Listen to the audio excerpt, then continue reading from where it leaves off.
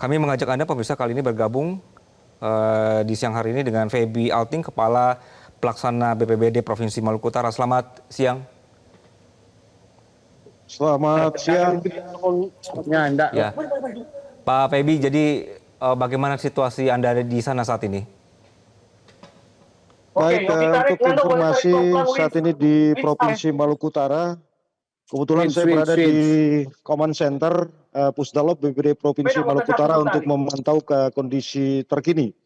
Untuk informasi, Maluku Utara ketika kejadian gempa tanggal 2 April 2006 yang terjadi kurang lebih pukul 8 ke 7 di Maluku Utara dengan 76 magnitudo yang terasa hampir di beberapa wilayah kabupaten kota di Provinsi Maluku Utara. Yang pertama di Kota Ternate, Kota Tidore Kepulauan, Kabupaten Halmahera Barat, Halmahera Tengah, Halmahera Timur berdasarkan laporan teman-teman BPBD Kabupaten Kota.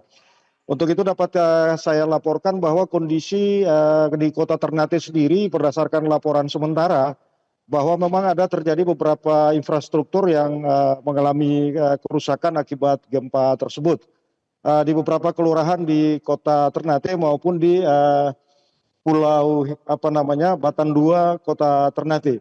Kemudian infrastruktur pemerintah yang tadi sempat dilaporkan oleh Ibu Direktur Rumah Sakit Hasan Bosori Ternate bahwa terjadi beberapa retakan di bagian bangunan gedung rumah sakit sehingga ada beberapa pasien yang sempat dirawat inap itu dievakuasi oleh seluruh pegawai dan staf yang ada di Rumah Sakit Hasan Bosori Ternate. Sedangkan untuk di wilayah Halmahera Tengah sendiri ada beberapa rumah yang mengalami kerusakan. Secara detail belum kami dapatkan informasi resmi dari BPBD Kabupaten Halmahera Barat, Halmahera Tengah, Halmahera Timur, dan Kota Tidore Kepulauan. Tadi saya sempat meninjau di salah satu sekolah rakyat, di SD Sekolah Rakyat di Tidore Kepulauan, kebetulan berdekatan dengan kantor BPBD Provinsi Maluku Utara di Desa Ampera, Kecamatan Oba Utara.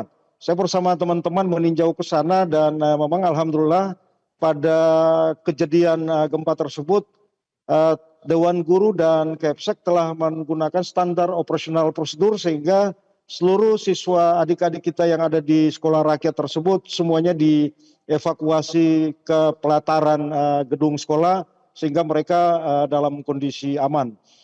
Setelah itu kurang lebih 1,5 jam, 2 jam kemudian mereka sudah kembali beraktivitas dan kembali masuk ke ruang kelas dalam rangka untuk mengikuti pengajaran yang telah dilakukan oleh teman-teman Dewan Guru yang ada di sekolah rakyat tersebut.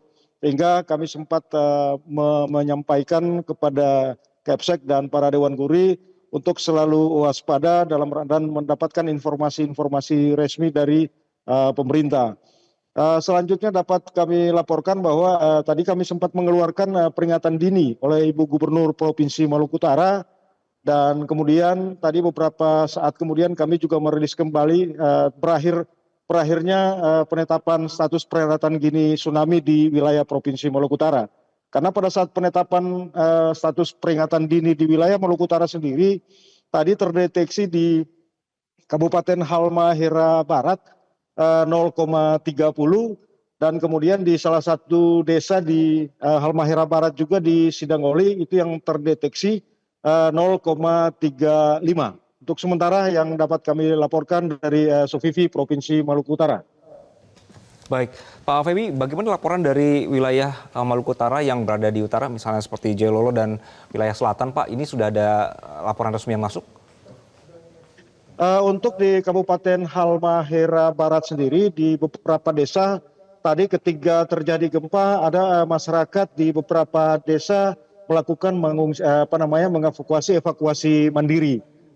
Kemudian di beberapa tempat juga mereka melakukan evakuasi mandiri di tempat yang paling aman sehingga data resmi dari BPBD Halmahera Barat belum disampaikan secara resmi, tapi lewat pesan WhatsApp yang disampaikan oleh teman-teman bahwa sementara masyarakat yang melakukan evakuasi mandiri pada saat terjadi bencana tadi, insya Allah ketiga rilis BMKG telah mencabut status peringatan dini tsunami di wilayah Maluku Utara insya Allah mereka bisa pulih dan bisa kembali ke rumah masing-masing. Tapi dalam kondisi yang kita harus tetap waspada, harus siaga karena takut ada gempa-gempa susulan.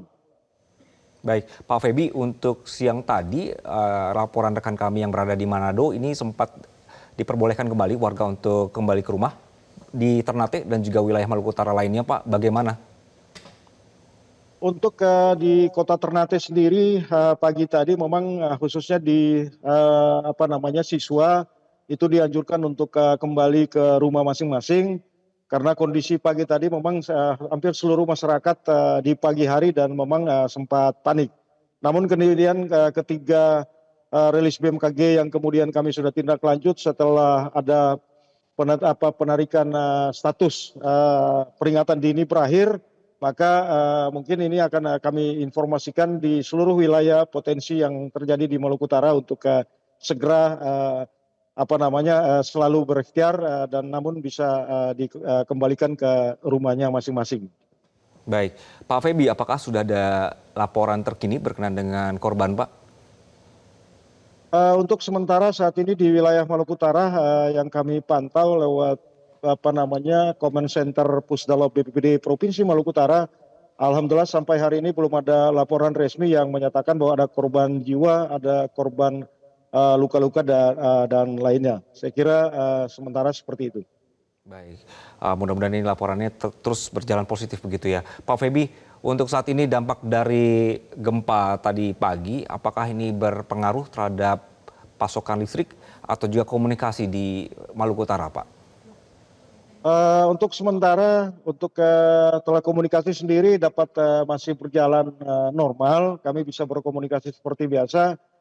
Untuk pemadaman lampu sendiri kami juga belum dapat terkonfirmasi oleh pihak PLN Ternate yang terkait dengan ada beberapa rumah yang mengalami kerusakan, mungkin di beberapa titik ya. Kita menghindari takutnya ada aliran listrik yang tidak terkendalikan pada saat rumahnya mengalami retak dan ada sebagian bidang mengalami kerusakan berat gitu. Baik, Pak Feby, bagaimana memastikan supaya informasi yang beredar di masyarakat ini valid, informasi dari BPBD juga bisa sampai ke masyarakat, karena kita tahu dalam kondisi kayak gini kadang-kadang banyak berita-berita yang kurang valid ya Pak ya? Iya benar Bang, memang kondisi media sosial dan kemudian kondisi yang ada khususnya di wilayah Maluku Utara, maka kami selalu mengeluarkan peringatan dini.